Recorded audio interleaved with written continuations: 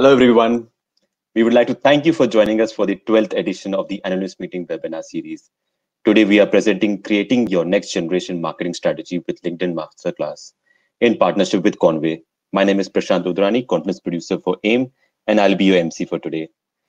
The Analyst Meeting is the largest investment platform in the world, an initiative of the UAE Ministry of Economy. AIM has been promoting a healthier global economy by linking investment opportunities to fast-growing economies under 6 key pillars: foreign direct investment, foreign portfolio investment, small and medium enterprise, startups, and future cities, with a special event, One Belt, One Road. We would like to thank our multilateral partner, Islamic Cooperation for the Development of the Private Sector, for sponsoring today's webinar. Just a few housekeeping notes before we get started. If you experience any issue with your audio or video during the webinar, just refresh your browser and that should take care of everything. We would suggest using Chrome, Firefox, or Opera.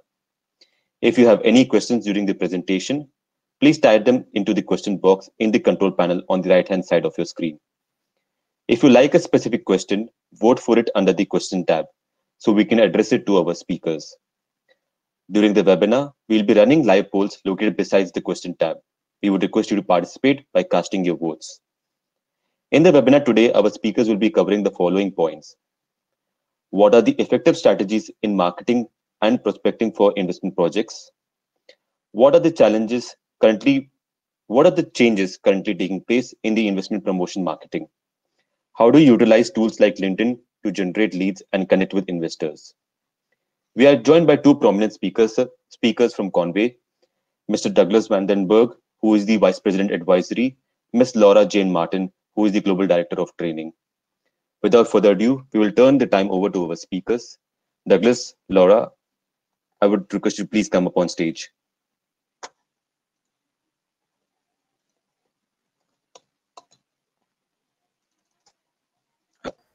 Hi, Laura. Hi, Douglas. The stage is yours.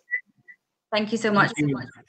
Thank you for the good introduction. Welcome, everyone. Good morning, good afternoon. For some of you, it may be very early morning. For others, it may be evening already. Welcome to this exciting webinar. This webinar was originally intended to be a workshop at the AIM conference in Dubai, which was scheduled this year. Everybody knows that times have changed, and that due to this, we have to do this through the webinar platform being organized by AIM. So thank you for inviting us to do this webinar. My colleague and myself will be hosting it. Let us briefly start. Laura, perhaps you can briefly introduce yourself. Yes, no problem. My name is Laura Martin. I am Conway's Global Director of Training. I run training programs across the globe for investment promotion professionals who want to learn new skills to help them in their job of attracting investment to their location. As Douglas mentioned, obviously a lot has changed in the last few months with travel restrictions. So we've worked to really pivot our training offering into an online delivery system. So it's great to be able to be here today with AIM to deliver this session that we were supposed to deliver in Dubai back in March. So we're thrilled to be able to participate here. Laura, a brief introduction of myself. My name is Douglas. I'm Vice President of Conway Advisory.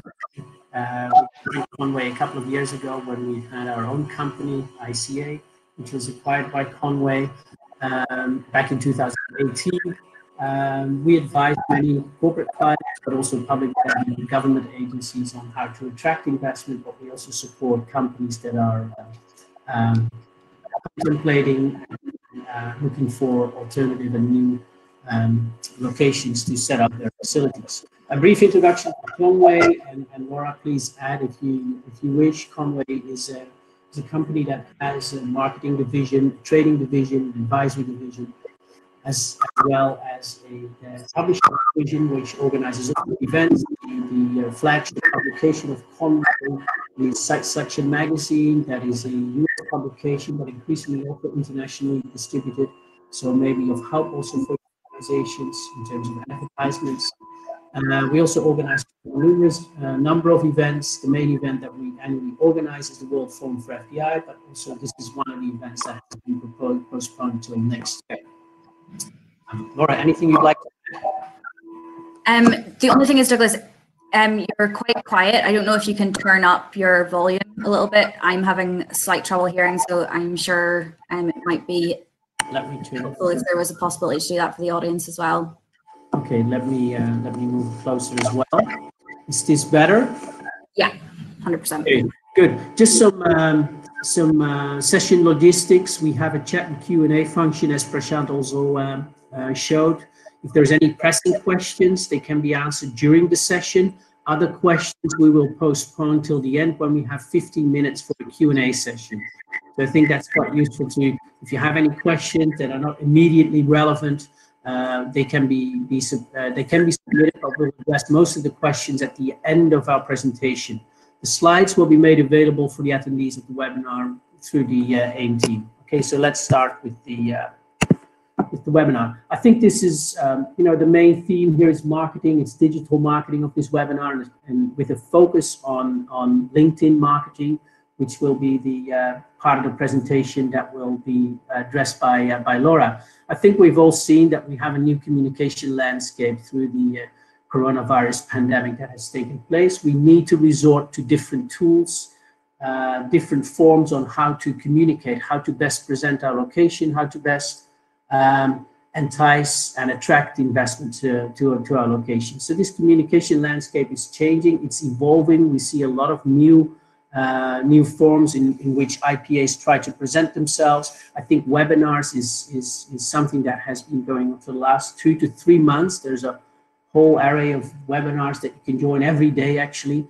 Although we also think that we must reconsider some of the other tools that we have at our disposal. And this is an evolving landscape. There are new innovations coming up in terms of marketing and digital marketing almost every week. So this is something to take into account.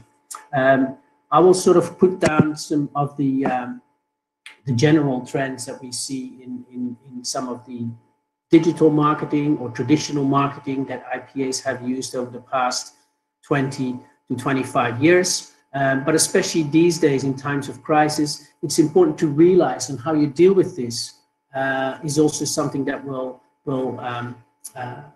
determine your public image over the next coming years. So how you position yourself as an IPA or a free zone or a government entity that wants to attract investment today is going to be also detrimental on how the investment community will view your organization, your location, your city, or your free zone in the next coming years. So it's important to think about your messaging, the storytelling that you will develop these days, and what types of information you communicate and how this is communicated.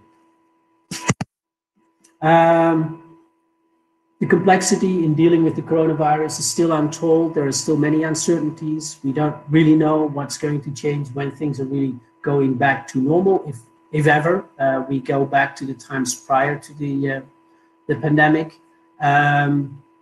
It's also that we need to focus more on targeted communication, as I just mentioned, and storytelling that will help and support some of the transactions, some of the projects in the future. Obviously, we've seen the numbers, the predictions of Untitled, which is estimating that we will have a decline of 30 to 40% of FDI over the next 2 years. Whether it's 30% or 40% or even 45%, it doesn't really matter because it's a high decline. So it's important to have a good message that you can communicate to your potential investors. Also, with projects being on hold or even postponed, FDI projects, it doesn't quite a number of corporate investors that they are not considering new locations over the next coming years. Projects have been slightly delayed, but it doesn't mean that they're off. So obviously FDI will be back to normal as it was 10 years ago when we had the financial crisis, 10 to 12 years ago. Obviously, looking at new channels, digital marketing channels, and finding where you can find the right audience is the way to go these days. And it's also important to understand that marketing in itself is not lead generation. Both are complementary. Marketing is a tool that you need to use to communicate, to attract investors, but it's not only way to do your lead generation strategy. We've done, a couple of years ago, Conway has done some research, and of the IPA professionals, 28% understood how to leverage digital tools, which is quite a low number, 28%. Let's assume it's gone up slightly, and let's assume it's about 1/3 of the IPA community, IPA professionals. It is still quite low. So there's a lot of ground to be gained here and a lot of important lessons to be learned. One of the things that we within Conway have been looking at is how you can digitalize your IPA services, looking at the value chain of services and what kind of questions should you need to address in the coming months, even coming years. One of the important one is how do you harmonize your IPA activities in line with corporate investment and location decision-making process. If you look at the decisions and the activities that companies undertake to develop their investment and location decisions, it's important that you tailor your IPA services towards that process. Another question you should ask, what would investors like to see when you digitalize your IPA process of activities? What is important for them that you showcase? What type of information should you review? In what form? Should you work with brochures or should you work with more advanced ways to present data? How can you best use virtual reality in your IPA activities? There's been a number of discussions already. How can you showcase a site or a free zone? Can you use virtual reality to do so? How can you best organize a site visit virtually, for instance? And what should be included if you do so? If you present your site or your location or your community or your free zone towards the investment community, what should be included? And how can you conduct a virtual site tour for potential corporate investors? So these are some of the questions we've been asking ourselves and what we think, and also in discussions with some of our IPA and free zone clients, we think these are some of the relevant questions you should ask. We'd like to ask a poll question now, and you have some time to answer it. The poll question is, does your IPA or free zone have a digital marketing strategy? I'll give you some time to answer this, and then we'll go to the next slide.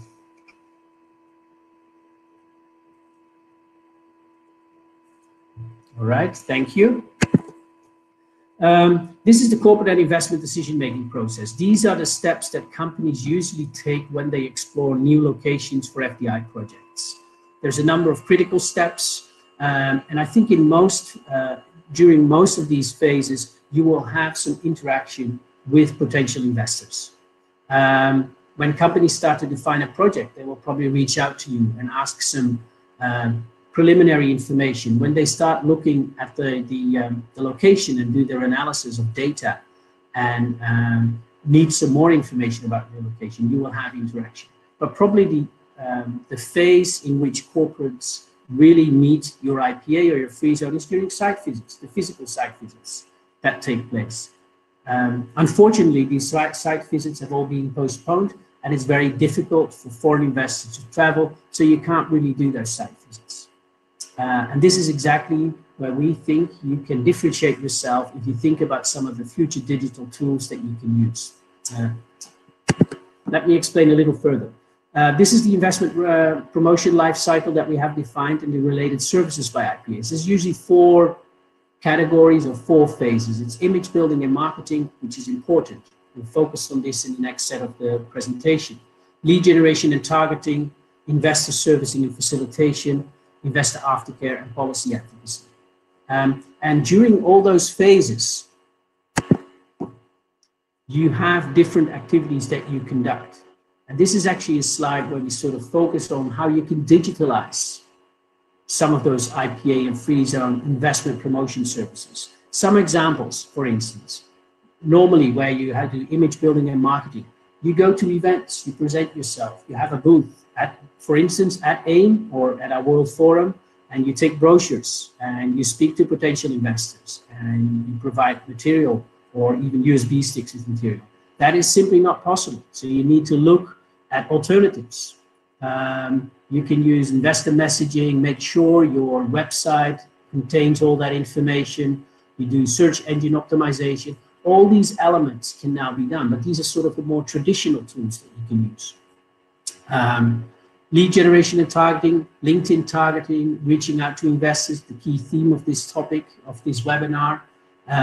Virtual meetings, Zoom, webinars, all these tools are at your disposal, and we've seen many IPAs use them. But if you move towards providing services, and specifically services that relate to site visits, there are ways to do this. You can actually set up a virtual site tour. And one of the things that we've been working on over the last couple of weeks is to how to actually do a virtual site tour. And you will see that if you harmonize these activities with what investors really want in the different phases of their investment project, you can see where virtual reality actually comes in at the sort of during the site visits or the additional support that they need. So it's important to consider that. So apart from the more traditional or even tools, digital tools that you may already use or you are already contemplating using, you need to start thinking about how virtual reality can support your activities for companies that are not able to travel. Just two poll questions. Has your digital marketing strategy changed over the last couple of months due to COVID-19? Yes or no? And does your IPA or free zone have a digital marketing strategy? So these are two questions. We appreciate if you can answer them. I'll give you a few minutes or a few seconds to do so. So we can move on to the next slide.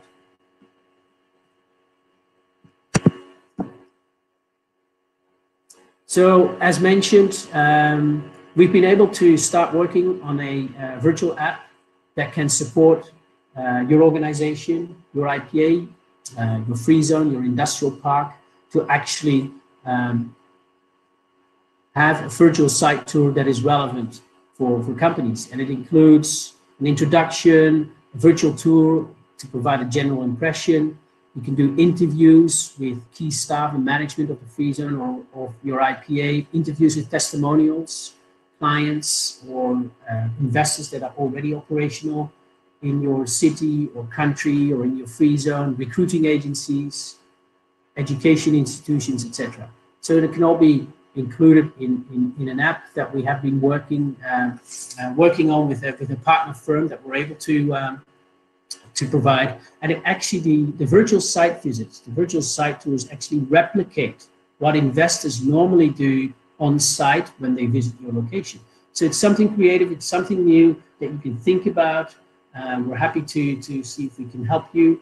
And you can actually replicate all the meetings that an investor would ideally have during site visits. And given the fact that we've worked with so many investors over the last 20 years and done so many site visits around the world, we're perfectly capable of helping and supporting you with what is really relevant for investors and what questions you should address during those interviews. It's actually one of the next steps in terms of supporting your IPA in attracting more investment. Laura, to you. Thank you. Thanks so much, Douglas. I've just been monitoring the chat and seeing everyone introducing themselves from all around the world. So it's great to have such a diverse crowd with us today. While Douglas has been talking about kind of the shift to digitalization in the last few months, as we've all been confined to our homes and we can't travel, while obviously it's been quite a stressful time for everyone, I think it's also a great opportunity for investment promotion agencies and investment promotion professionals to take a moment to look at their strategies and look at their focus for marketing and the steps they're taking and what could be updated and changed. I'm going to go through some slides now just talking about that strategy and how we at Conway think that you can put together the most useful strategy for your organization and the different things that you should focus on within that. Douglas, if you have any points with any of this, please just jump in at any point. So at Conway, we spend a lot of time researching and communicating with our IPA clients across the world. And what we have realized is that for a lot of investment promotion agencies, their marketing strategy and their thoughts towards marketing are quite entrenched. They've done things the same way for a long time.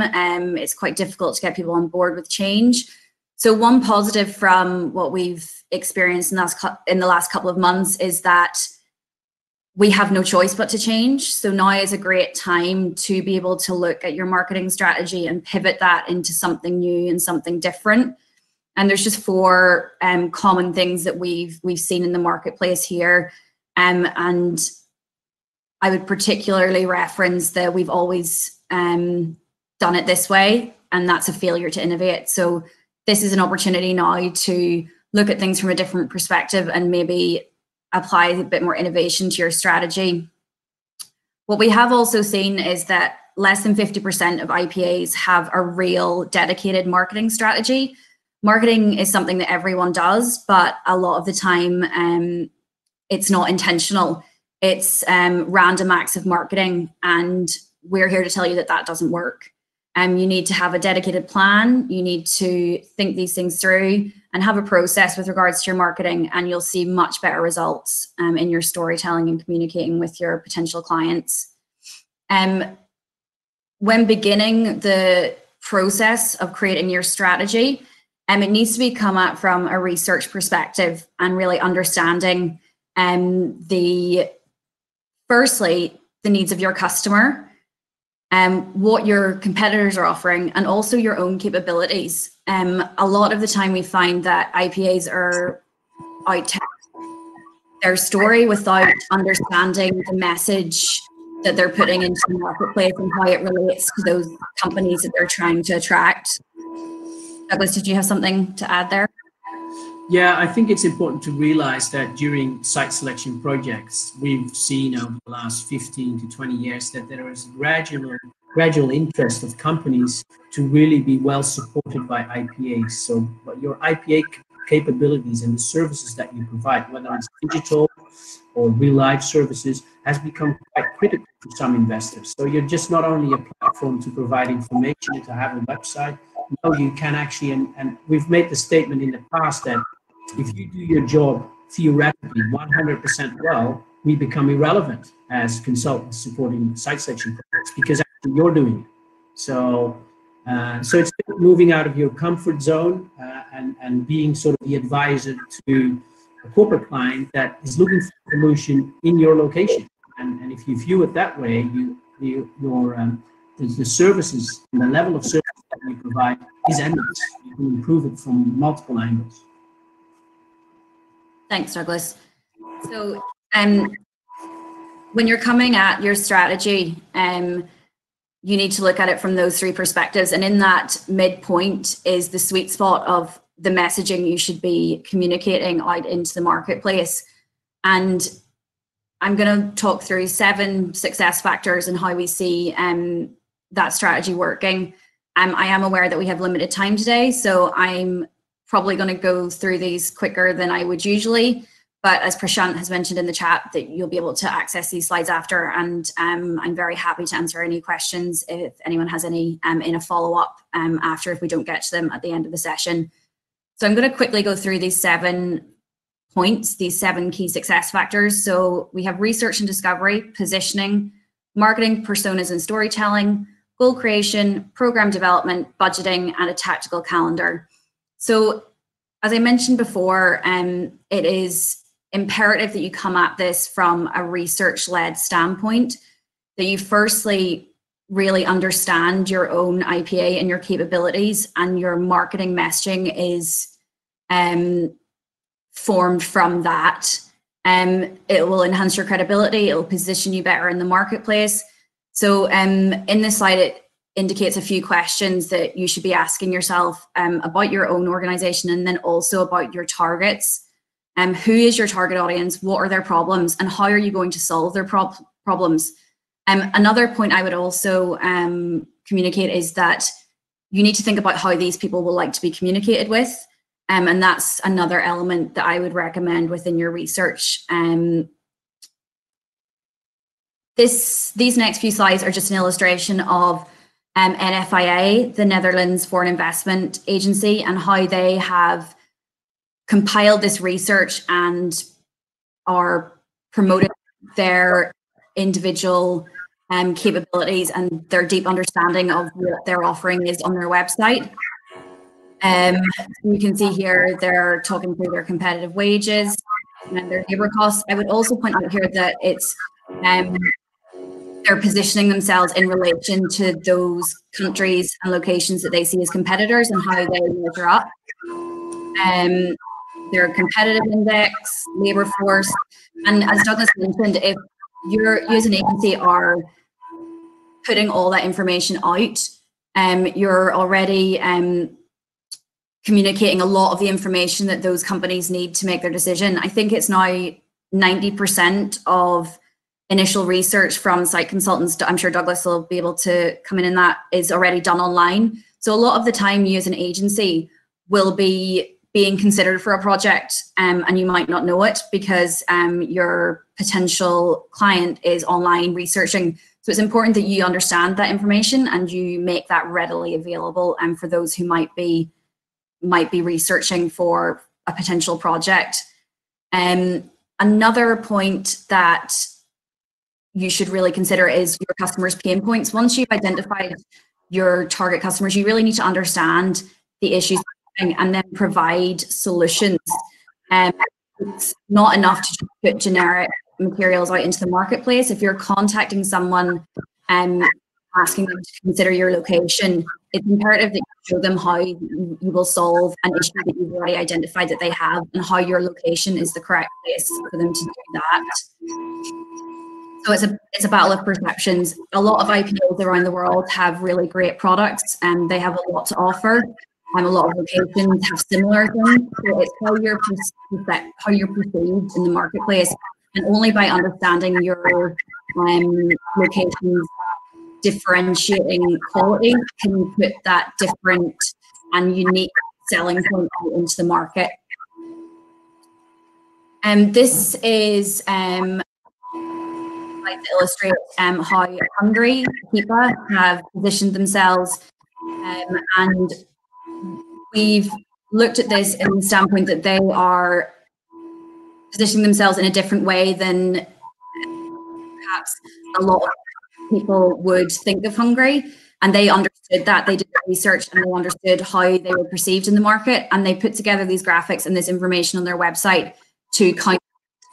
So it was coming from a point of really understanding how they were perceived, other information and the data to change people's opinions and how their audience thinks of them. Laura, just we do have some poll questions that we can still address. Yeah, there's poll questions coming through. I think as they come through, Prashant is mentioning that in the chat. So we would really appreciate any of the poll questions if you could answer, because it just gives us a deeper understanding of everyone's issues at the moment and how things are changing. So these are just a few examples from IPA and the different messages that they put out after understanding how they are perceived, record FDI results, etc. This is a really interesting slide from Hungary again, where they've really understood their positioning and for a specific person. So they talk through in this graphic of who they're targeting with this and how Hungary can solve an issue for them and how they match up or exceed their competitors. So this is a really interesting example of how that research has come through into creating a unique value proposition for this location. Yeah. Laura, just one point here. I think it's important to emphasize here that Hungary positions itself as a competitive and attractive location. But what it also does here is actually shows potential investors that it's a solution for some of the challenges that companies face. They provide a solution. And I think if you see yourself, your location, your city, or your freedom as a solution to a specific business case, you're much better positioned than your competitors. Okay, thanks. Absolutely. So in working towards that, we would recommend that you, once you have identified the sectors or the potential targets, that you develop an actual persona, so that when you're creating these value propositions, these are directed to a specific person and an understanding of their needs and requirements. So you can see here within that, look at the title, any keywords, the industry, the size of company, and the location they're coming from. So this is just a fun example, supply chain Steve, and listed here is all the things that are important to him. And then from that, you can then shape different messaging for these different personas. But again, this will all be shared with you after, so you can take some time to go through this. Another really important thing for your marketing strategy is to set goals. What does success look like for you? This is just an example of Columbus in the US. Columbus 2020 was their agency name for a few years, as they had a specific goals towards 2020. They're now called Columbus One. But here you can see how they measured what their success would look like. So in executing their strategy, they had goals at the end of it. So they knew what they were aiming for and what success looked like for them. Here, there's just some examples of some goal setting resources. You can see from other agencies how they've set those goals and what they look like. And these are linked to the actual resources. So whenever you get the presentation, you'll be able to look through those. But I just think it's a good way to map out your strategy if you know what you're trying to get to at the end. And then the next portion of the strategy is your program development. So there's a load of different things that come into marketing, and you need to look at your agency and work out what the priorities are. I mean, obviously, attending events at the moment is not something that's possible. This is just an example of part of a marketing mix. Obviously, with AIM and a lot of the other big events, they're doing a lot of webinars. There's the opportunity to interact with companies and speakers at these webinars. So I would encourage you to be participating in those as much at the minute. But when things do return, it's important to look at what percentage of your marketing mix you're dedicating to attending these events. It's different for every agency. So it's really looking at your goals and your priorities and how you achieve those. For us, we've identified these ways that we would encourage you to work at the moment and include these in your marketing mix right now, because there's obviously much more limited options. As I mentioned at the start, this is a great time to pause and rethink your marketing strategy. So we would encourage you to look at your digital marketing. At the minute, the pay-per-click costs of online digital advertising are very low. So this is a really great opportunity to maximize what you're getting out of the investment in those.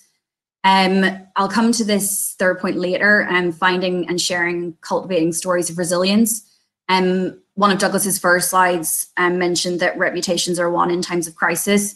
So all of our clients around the world, we would encourage you to look at what's going on in your community and collate these stories of resilience that you can put out into the marketplace and use in your marketing messaging, because it will build trust in your location to show that when times are tough, you're able to get through and you're supporting the local business community, the local community, and how you're working towards recovery.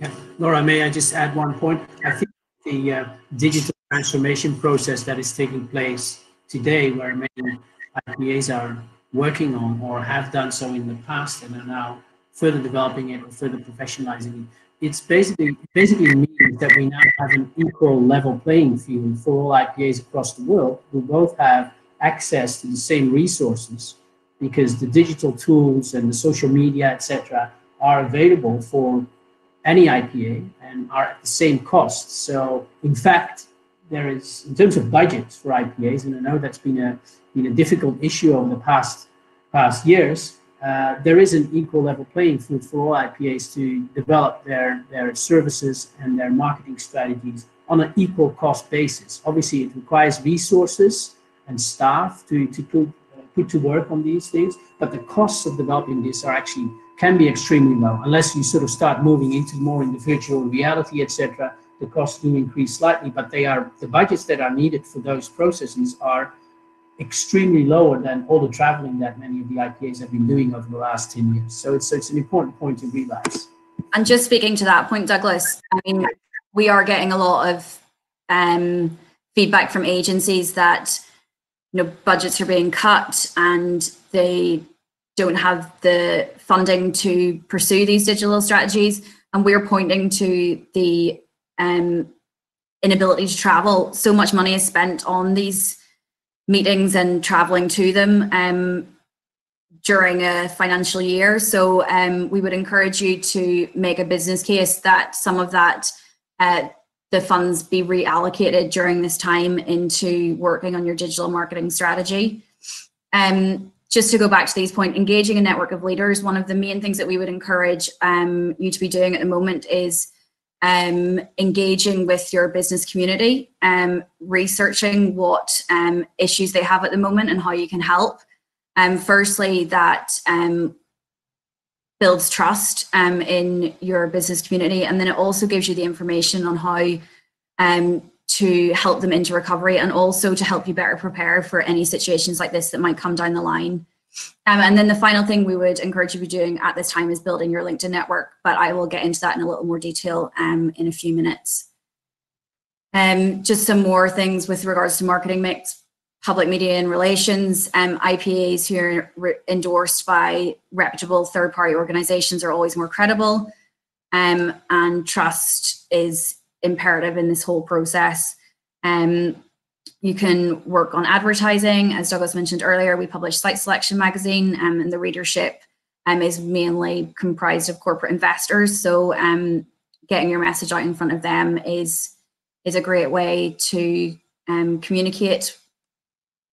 This is just going back to the point I made previously. A lot of IPAs are asking, should we be pausing during this time with our marketing efforts? And the answer is definitely not. Not pausing, but pivoting. The message needs to change, and it needs to be handled in a different way and in a sensitive way, because obviously everyone is going through a difficult time at the moment. So it's understanding how you communicate the message of your location during this time. So this is where we talk about pivot marketing, and this is where we've seen IPAs pivot the messaging they're giving.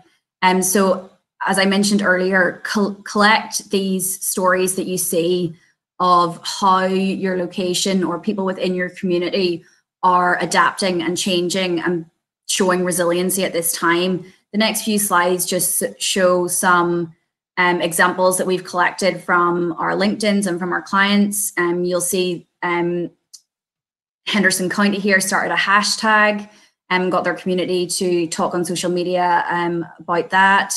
There's some staff meetings being posted about on social media showing that they're still working and still working for their community during this time.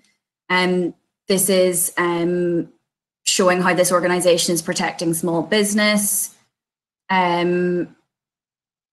Discussions on supply chains and how different help for small business.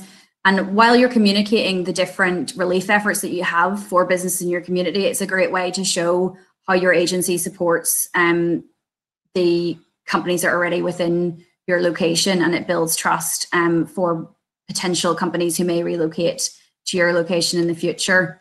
There's just endless examples. So here's an example from New Zealand as well. So you can see how different agencies are working to collect these stories and put them out into the market to continue promoting their message during this time. So again, to reiterate, do not pause your marketing, but pivot it to a different message of resiliency and community spirit.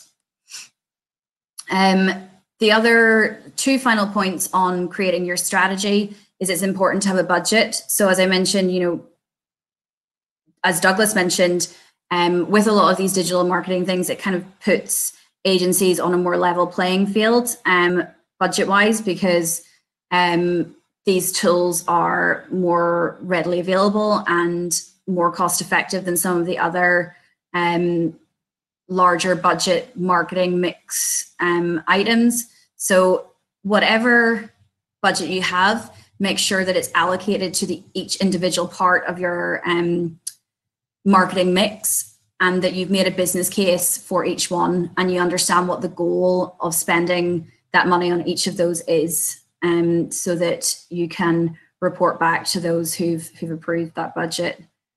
And the final thing is a tactical calendar. We were saying that less than 50% of agencies have a specific strategic marketing plan, and this is a great way to start that.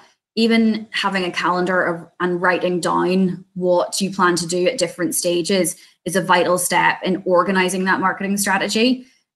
So during this time, even starting with when you're going to post on LinkedIn or Twitter, or if you've got any digital advertising coming out, the calendar can look like whatever it wants to look like for anyone. It can be a spreadsheet, but it should include when the marketing is going out, where it's going to, on what platform, and who's going to be responsible for doing that. And so that's the final point in putting together this strategy. I'm really going to quickly, so this is just some parting thoughts on that. So my main point would be to ensure that your marketing strategy is intentional, because random acts of marketing just don't work. It needs to be started from a research perspective and really thought through in how you're going to tell your story, because it's vital that you tell your story in the way that you want it to be heard.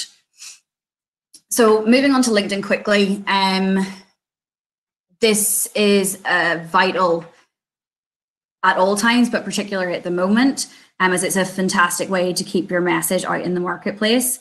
LinkedIn has 610 million global users, and it's growing all the time. What we have found out in our research with IPAs and investment promotion professionals is a lot of IPAs and staff of IPAs use LinkedIn, but aren't using it effectively. Everyone has a profile, but they're maybe not understanding how beneficial it can be for creating your brand firstly, and then also actually creating leads and communicating with potential investors. This is just some more data on why LinkedIn is so important. So we have executives from all Fortune 500 companies are LinkedIn members, and 61 million LinkedIn users are senior level, 40 million are in decision-making positions, and about 45% of LinkedIn article readers are in upper level positions. So you can see that really it's a fantastic way to connect with people that you may not have an opportunity to connect with in any other way. So I'd really encourage you to dedicate some time to LinkedIn. And I'm going to give you some quick tips on how to do that. So there's two types of content that you can have on LinkedIn. We have organic content, which comes in the form of either your company page, an individual page, or your individual updates on posts. These are done by the individual and put out for free on the LinkedIn network, and they rely on engagement from your network for more visibility. There is also the option for paid content, and that comes in two forms. You can either sponsor a post, which will be highlighted to specific demographics, or you can do a sponsored email, which again will send an email to a particular demographic of LinkedIn subscribers with information that you want to communicate with them. A great point about sponsored email is that while the person gets a notification on LinkedIn, they also get an email reminding them to open up this email. So it's a great way to ensure that your message is being read by your target audience, because they're reminded by LinkedIn to read the message because it's hooked up through Outlook. And so that's just an extra point on that. So for today, while we're all going through the current uncertain times, these are 5 particular ways I would be encouraging you to use your LinkedIn. Optimizing your profile. I know most people have a LinkedIn profile, but we do find that people get to a certain point in setting up their profile and stop and maybe don't dedicate as much time to putting all of the information in there that's going to make you, firstly, easy to find by potential investors, and also that will build that trust in your personal brand and your ability to assist them with their problem that they might have. And if you have a great profile, it increases your chances of making a connection by up to 70%, which is a huge statistic. I'd encourage you to explore your network. I think a lot of people may have people within their LinkedIn community that they're not aware that are even there, and could be a great connection for them in promoting their location. You can actually download a list of your contacts through LinkedIn onto an Excel spreadsheet, and you can go through it in that way. So that's a great tool for you to review everyone that you're connected with. Create a community for your supporters. So create a company page with all of your organizational information. So have your own personal page and then have the company page as well, so that potential clients can see your own personal information on LinkedIn and how you can support them, as well as your company page, which illustrates how the company as a whole can support them, and also gives information about the location and its benefits. In building your brand, share relevant contact that represents your story. A lot of that at the moment will be going back to those messages of resiliency and sharing those through your personal LinkedIn page and also your company page. And then there's also the opportunity to try special features. LinkedIn is generally, for the basic LinkedIn, it's free to sign up. So you can sign up and interact in that way. There's also LinkedIn Premium, which gives you extra features in seeing who's viewed your profile, who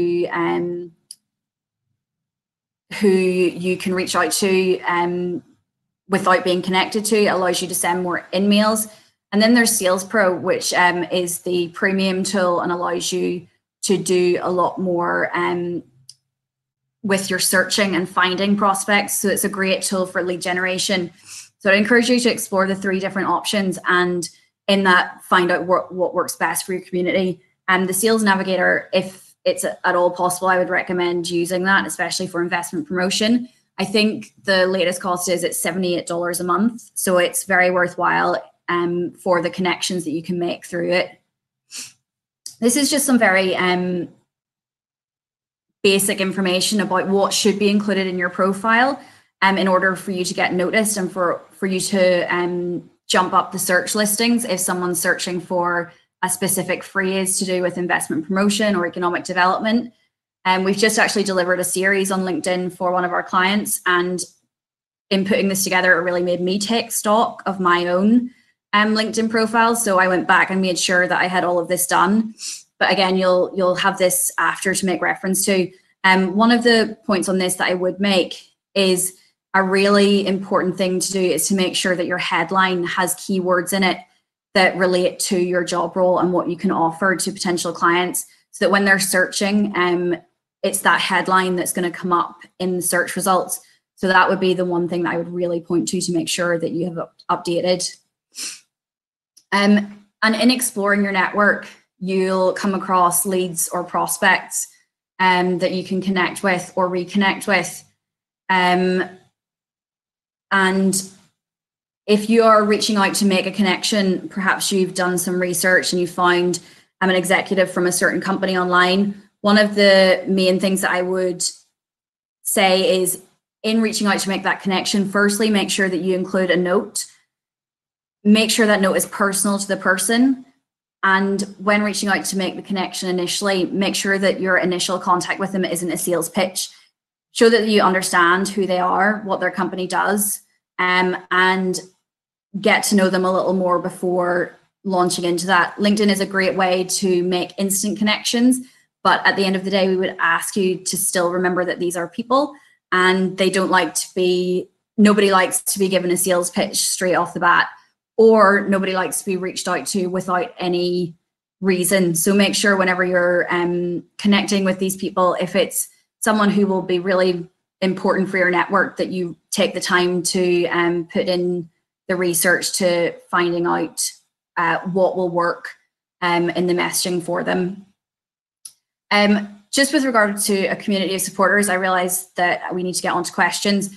A word of caution on company pages. What I've noticed the trend in the last little while is organisations who have offices in different locations across the world are doing different company pages for their different regions. I would encourage you to remain consistent and have one company page that all of the representatives of your IPA or your EDO can be linked to, because in having pages for different locations, it's diluting your community of supporters. It's quite small here, but you can see Bahrain, they have over 30,000 followers on their company page, and all of their staff are linked to this. So it just builds that community and allows those who may be considering that location to understand that whenever they're dealing with Bahrain EDB, they're dealing with a full community of people within that organization who can support them in their in bringing an investment to the location. This is just one point on this, building meaningful contact. I'd encourage you, if you're posting either personally or through your company page, to use hashtags and research the hashtags that are relevant to the industry that you're talking about. It really will allow your post and your organization to get in front of a lot more people. So that's something I would really encourage as well. And that's just going back, consistency is key. And with regards to LinkedIn, in a question we get asked a lot is how much time should be dedicated to it. And we recommend about 10 to 20 minutes per day. And that you'll get an awful lot out of that 10 to 20 minutes. And it's a really great tool in connecting with investors. We do go into a lot more detail in this in the full masterclass, which unfortunately we don't have time to do today. But if anyone wants to reach out to me after, I'm very happy to answer any questions. So in saying that, here's my LinkedIn and Douglas's LinkedIn. You can scan the QR code and connect with us. My email address is there. So if you have any follow-up, please feel free to reach out to me. I'm happy to talk about LinkedIn or the marketing strategy or anything like that. And with that, we'll go to questions.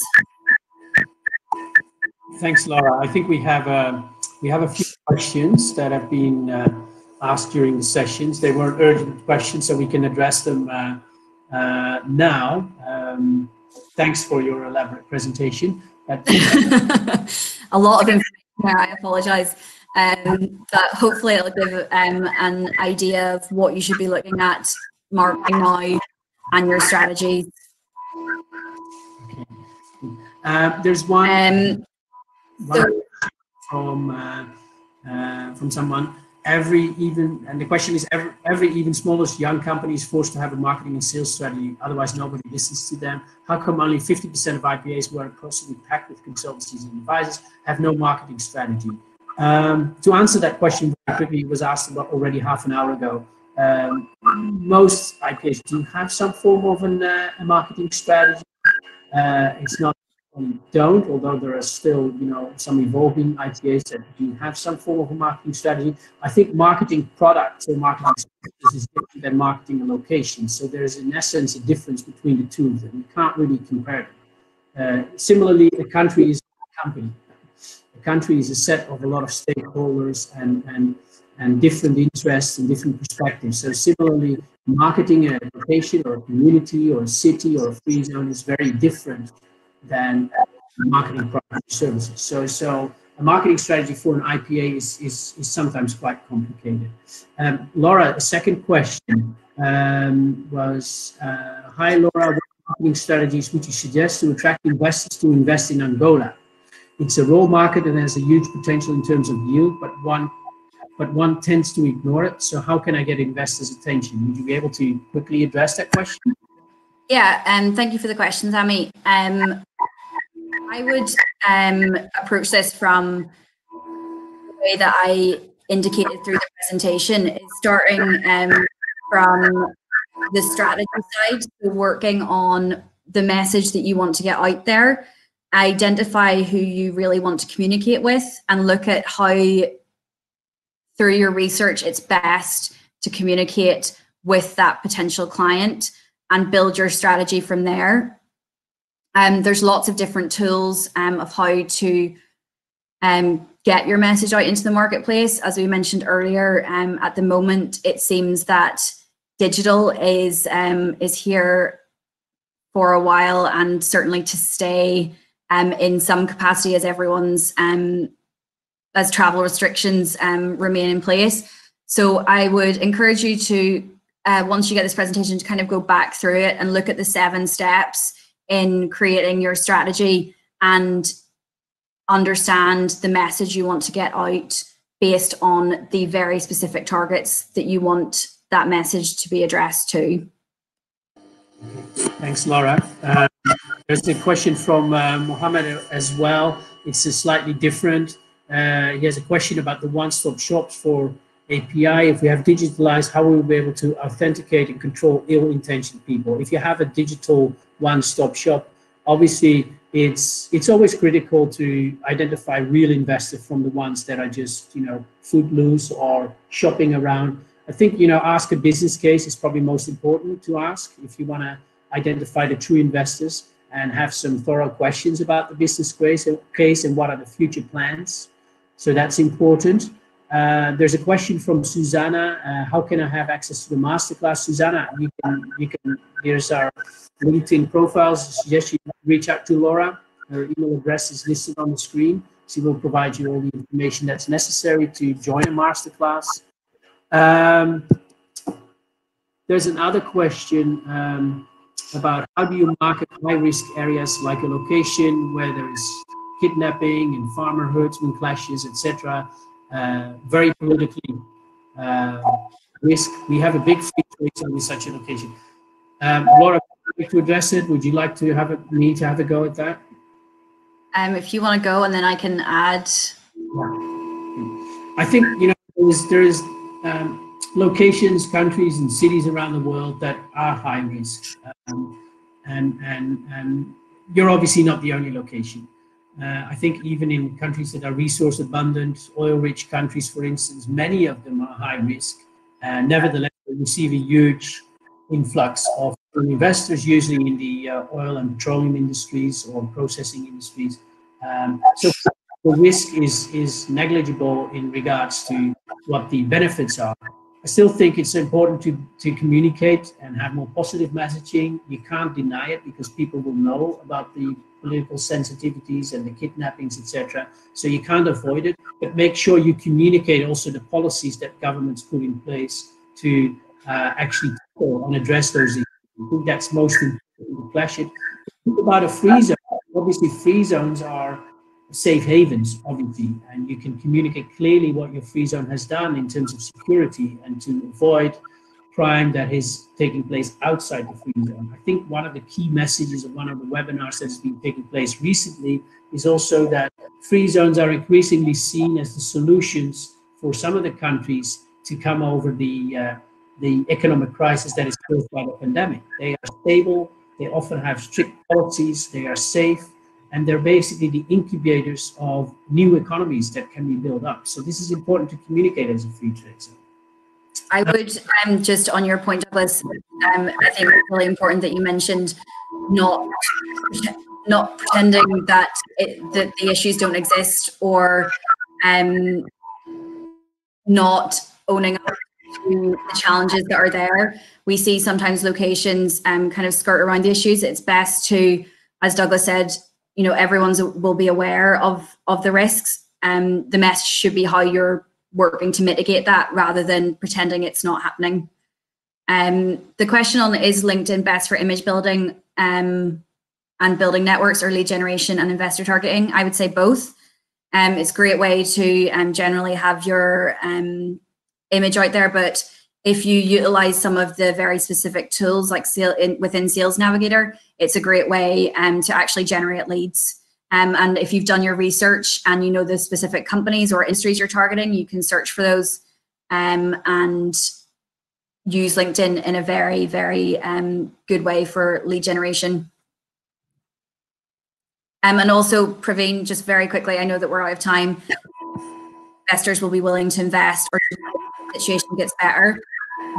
We have been talking to a lot of clients around the world recently, and they have said actually that investors are still pursuing the projects that they had prior to the start of all of this. So still looking at locations, they're still researching because they know that at some point this will come to an end. And so in saying that, we would recommend that you don't pause your marketing, pause your effort, and continue with that, because your competitors are not pausing their efforts. So in order to stay competitive and relevant, I really encourage you to continue getting your message out there and communicating with potential investors out in the marketplace. Yeah, good point, Laura. Thanks. I agree with that approach. Waiting and sitting down doing nothing at these, this is not valuable. Obviously, this is also the time to revise some of your strategies as you have more time to do so. And as I mentioned before, many of the investors are maybe postponing or delaying some of the projects, but they're not canceling them. So this is what we've seen in the market. Another point I'd like to add, every location has its disadvantages. We often advise locations to be very clear on that. It's like when you get your report card when you go to high school or primary school, you always have good grades, but you also have bad grades as well. And you can't hide them. You be honest about them and address the issues and tell them what you're doing about them to improve the situation. So I think that's always good. Last question we can answer, we're slightly over time. There's working for an EDO in state government. There tends to be different social media profiles, state EDO promotion. Would you recommend to create a profile to concentrate on promotion content there? Yes. Yes. That's kind of what I said before. I think in that building your community of supporters around a concentrated effort. So for your location, one specific page rather than a lot of different ones, concentrates all of the efforts in one place and allows all of the staff who are involved to interact with that one point. I see someone else has also asked, should the IPA control the profiles of its staff? No, I don't think so. I think an important thing is to communicate with your staff how to use LinkedIn effectively and ensure that their profile looks professional. I would also encourage any of the IPAs who have marketing teams to put together graphics or messages that can be shared on those personal LinkedIn pages, as opposed to controlling them, assisting your teams with how to put out good messaging and ensure that everyone's on the same message, especially right now. I know we've gone over. Yeah, Laura, good point. One thing I'd like to add there, because I think Prashant is trying to take us out. Shut it down, is for no, don't shut down the don't control the profiles, personal profiles. But what an organization can do is draft a protocol or guidelines and perhaps even develop a training strategy. We're happy to help you out on that, to how you basically use your personal profile also to support your organization as well. So these are some important things that your organization can do. So you have some sort of guideline or a protocol on how to use your personal LinkedIn profile. Prashant, please. All right. I'm not trying to kick you out. It's just no, I know. Oh no, but thank you so much. Thank you so much for your presentation today, and I hope all the attendees today and I personally can improve my LinkedIn profile to get more views and get more attraction towards that. So thank you so much once again, Douglas and Laura, for the time and for such an interesting webinar. There's a lot for us to take back. And I would also like to thank our multilateral partner, Islamic Compression for the Development of the Private Sector, for sponsoring today's webinar. I would also thank our audience for joining us and for sharing their questions. The link to today's webinar video and presentation will be sent to you via email. We are also conducting a short survey to get your feedback on today's webinar. The link to the survey will be shared to you via the chat and via email. My colleagues will be sharing the link with you on the chat box right now. To register for our next webinar scheduled for the 1st of June 2020, please visit our website www.aimcongress.com/webinars. Also follow us on our social media channels to keep yourself updated. Thank you all once again. Thank you to our speakers for joining us today. And look forward to seeing you on the 1st. Thank you so much, Laura. Thank you so much, Douglas. Thank It was you an all. interesting presentation. Thanks, Thank everyone. you. Bye-bye.